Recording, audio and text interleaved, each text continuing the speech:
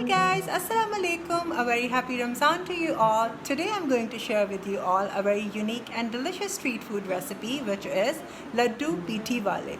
If you're not familiar with it, laddus aren't going to be sweet but savory. That we'll be making with a batter made out of dals.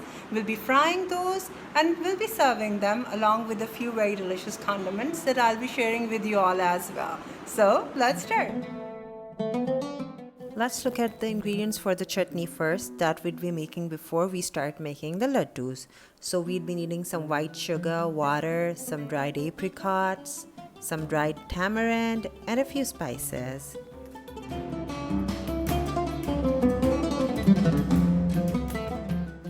For the laddus or the fried dumplings, we'd be needing two types of dals. That would be chana dal and moong dal.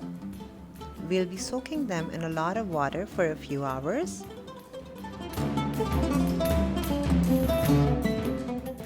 The spices that would go into the laddus would be some salt, red chili powder, dried ginger and garlic powder, cumin seed, carom seeds, and some baking soda.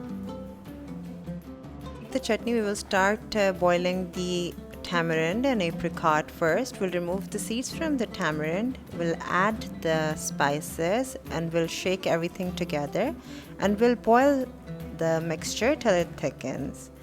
Then we will start making the batter of the laddus by grinding the dals. We would be needing a bit of water so that the batter is not very thick but a little paste-like. You can see that how much water you'd need to get that consistency. We will add all of the spices to the batter and we'll reserve the soda because we are going to add it just before we start frying the laddus. With the help of an electric beater, we will just beat the batter for a little bit so that it gets a little airy and pale in color. We will start grating the radishes and we'll keep them aside. Now we are going to fry our laddus. We'll add the baking soda now. We'll give it a good mix. And in the meantime, the oil is heating in a wok over low heat. Just test the oil. It shouldn't be like sizzling hot, but should be moderate. Now look at the procedure that how I'm making and shaping the laddus. You'd be needing a bit of water and a medium spoon, a large spoon I'd say, to make the laddus. But it depends on your own desire that what size you like. But the size of the laddus is a little large than the regular bhalla. And speaking of bhallas, I've already shared the dahi bhalla recipe with you all. I hope you have already watched it. If not, you can go and check the link that I am posting it here and can enjoy for iftar or at any time of the year.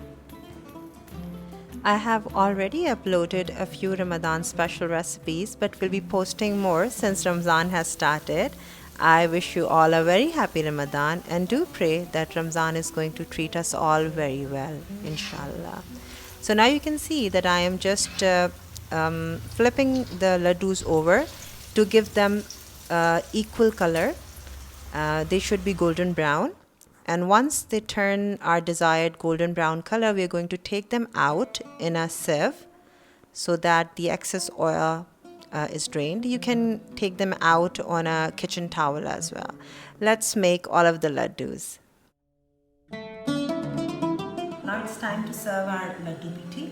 All the components are ready. Laddus are fried. Our chutneys. This is the same chutney that I showed you guys in my Anda Shami burger recipe video. I'll link the link to that video so that you can get the recipe. We've just thinned it down a bit, but it's the same recipe. Our apricot chutney that I showed you guys earlier, our radishes that I showed you that we were grating, and all our laddus are here. I just break one to see that if it's cooked and it's done. It should be like this. So they're still a bit hot or warm. Depending on your own preference, you can have it warm or hot, whatever way you like. So we'll take two, or as many you want, but right now we're just going to take two. And I'm just going to do this like this so that all the chutneys are soaked in. I'm going to put this like this, as much as you want. I'm going to put this chutney, apricot chutney, and we'll top it with some radishes. And that's done. If you like, you can add some yogurt to it, but that's totally optional. This is the traditional way to serve it. And that's all for now. I hope you guys will give this recipe a try and will leave feedback. As always, all of the ingredients and their measurements, along with all of my social media handles, are mentioned in the description box below. Please keep liking, keep sharing and commenting, and do subscribe if you haven't already. And don't forget to hit that bell icon. I shall be back with more of the Ramadan special recipes really soon. In the meantime, take good care of yourself and of your loved ones. Stay home, stay safe. Happy Iftar, happy Ramadan, and enjoy with your family. Bye.